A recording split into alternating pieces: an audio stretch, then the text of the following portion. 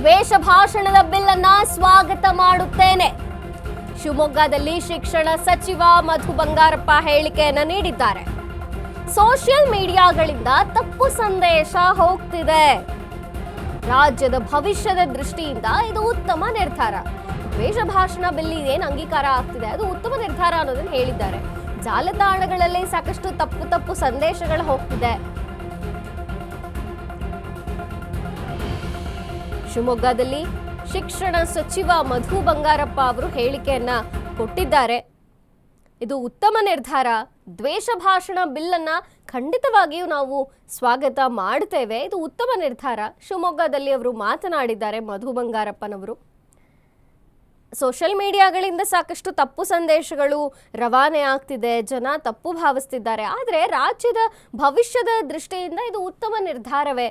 ಯಾಕೆ ಇದನ್ನು ವಿರೋಧಿಸುವಂಥದ್ದು? ಜಾಲತಾಣಗಳಿಂದ ಸಾಕಷ್ಟು ತಪ್ಪು ಮಾಹಿತಿ ಹೋಗ್ತಿದೆ, ತಪ್ಪು ಸಂದೇಶಗಳ ರವಾನೆ ಆಗ್ತಿದೆ. ಹೆಡ್ ಸ್ವಿಚ್ ಕಾಯ್ದೆಯನ್ನು ನಾನು ತುಂಬ ಸ್ವಾಗತಿಸ್ತೇನೆ ಅಂತ ಹೇಳಿದ್ದಾರೆ. ಶಿವಮೊಗ್ಗದಲ್ಲಿ ಶಿಕ್ಷಣ ಸಚಿವ ಮಧು ಬಂಗಾರಪ್ಪ ಹೇಳಿಕೆಯನ್ನು ಕೊಟ್ಟಿದ್ದಾರೆ.